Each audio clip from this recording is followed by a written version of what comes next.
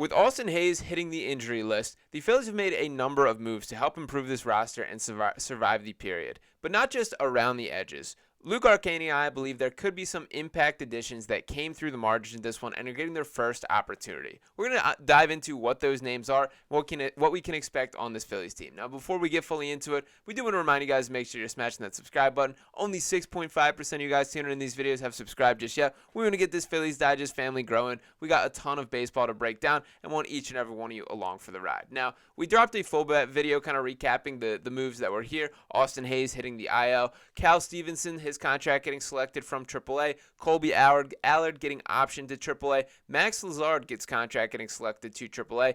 Derek Hall catching the DFA along with Max Castillo there. And Luke, I know you're particularly excited about Max Lazar, so we're going to dive into each one of these guys, but I'll toss to you right off the bat. Sell me the vision. Why is this guy, could this guy be an impact piece, and what can we expect from him? Yeah, I think he just sort of has some stuff. I think he seems like a guy that could come up and just randomly get flashy. I don't think he's going to be like some huge big time ninth inning guy. But he seems like a guy, if you give him a chance, he's going to take it and run with it. He's a big, tall dude. He's 25 years old, 34 appearances in the minors this year with a 1.79 ERA. That's across both AA and AAA. AAA at a 2.4, and then AA in I believe it was 8 appearances. He had a 0.0 ERA. Pretty good. So was really running. Yeah, not bad. Just running through guys and down in Reading. He got called up a little bit ago, and has just been mowing through guys in AAA. Once again, 1.79 in 40 innings pitched, 0.84 WHIP, 53 strikeouts. What's nice is that he throws right-handed. I feel like this team is sort of, once the obviously the trade happened with for Anthony Dominguez, I think the Phillies sort of, while they gained Estevez, I think they kind of lost a bit of a right-handed guy there. Just sort of in that back end. And now, obviously, while you have Jeff Hoffman and while you have Estevez, Ryan Kirkring's definitely been a little shaky the last few weeks. Yeah. I don't think it's anything to really go after the alarm about. But it's definitely something that's a bit shaky. And then after that, Jose Ruiz, Junior Marte. Two guys that are okay. Not ideally not guys that I want throwing in the playoffs unless it's like a 9-run game. So really, Lazar just feels like a guy that I think's worth giving a shot. He throws hard. He gets strikeouts. He gets swings and misses. I think that's big in the playoffs. When you get to the playoffs, like obviously you want your guys to get outs, but there comes to a point where you have to get guys out via the strikeout. Yeah. And if Max Lazar can be a guy that can come in the 5th inning of a game that doesn't really end well for a starter and maybe hold down an inning or two, that's valuable.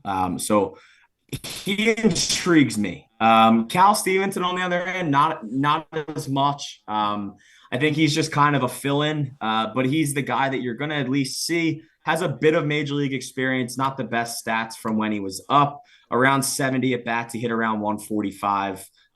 Actually has never hit a home run in the majors and only has 1 career RBI. He had 11 hits with Oakland back in 2022. Had 0 hits with the Giants in the 9 at-bats that he got called up for last year. Obviously, a very small sample size. Yeah. But this year, obviously, down in AAA, hitting 307, 420, 488 with a 907 OPS, 140 total bases, 7 home runs, 39 RBIs, 88 hits. 21 doubles, too, which is pretty awesome, with also 27 stolen bases. So a guy that can definitely steal some bags. Once again, not anything flashy. I don't think he's going to be here in a month, but I think it's worth giving it a try. If he comes up and he starts raking and he's stealing bases, maybe he earns it over a Weston Wilson type of thing. So there's no harm in this. Obviously, they needed a guy with Austin Hayes going on the IL, but I think both of these guys, more Lazar for me, definitely give them a try. This is sort of the month where, while you want to win games, you want to kind of iron out the guys who are at least in the running to make the postseason roster. Yeah. Absolutely. And a couple points I want to hit on there. For starters, Orion Kirking, I agree with you that he has struggled a little bit, but I almost think this is a good thing for him. That I think like the This, fast track that absolutely. they put him on last year was a little strong for like I've never seen a pitcher that quickly accelerate and have that lack of experience to be thrown in some really high leverage spots come in the playoffs. I Yeah, I thought that mean, was he a threw lot. the seventh inning of Game 6 of the Yeah, NLCS like last that's year. crazy to think about. And like he really only had the one pitch when he was up last year. I think he's learning like how to pitch this season. And even like in game 1 against the Diamondbacks here, we saw him pitch out of a jam, and like those moments Yeah. are really crucial in this development. And to add on to that point like a little, this also when speaking about Max Lazar, that shows the organization's belief that regardless of you being a youthful talent, if you have the stuff or they think you're ready, they're going to give you the opportunity. So it's great to try him out there. And I also want to mention with Austin Hayes here, for starters, it's quite evident that this is the guy in the Phillies' mind, that when they made this trade, they viewed him as the everyday left fielder. And to his credit, he has been playing very well. That before He's getting earned it. hurt, to dive into his exact stats here, did want to pull up that he was hitting 263 with a 677 OPS. I guess it was a little bit of a lull when he first got here, and then he really turned things on. That the bat looks stronger. He's had a couple home runs. He is a guy that like looks the part in a way that I did not initially see. So this is an opportunity for these other guys to really grab the moment and make something out of it. I'm intrigued by Cal Stevenson a little bit. I get that the numbers don't jump off the page, but there were some decent highlights that I was looking at from down in the minors. I mean, it's not He's anything quick. that's going to rock the world, but it is nice that there is kind of giving all these youth talents like an opportunity, and it's a new face in the mix, which I think is really cool. Yeah, I think it's worth just kind of seeing. And listen, August and the first half of September is that's the time where we know, right? You take 28 guys into the playoffs. Yeah, We know 24 of them, right? It's the guys now. Is it the Weston Wilson? Does he get that last bench spot? Is it a Cal Stevenson? Does a guy like Cal Stevenson get the call up and hit 300 over the next month in his chances and stay up? Is it a Max Lazar who comes up and looks really good over the next month? Like, right?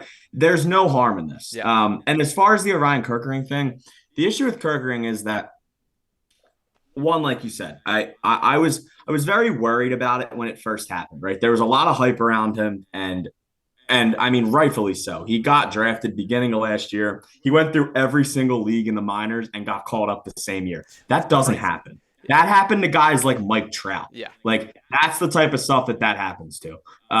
Is Orion Kirkering Mike Trout? Absolutely not. But the thing with Kirkering is he has to continue to work the fastball.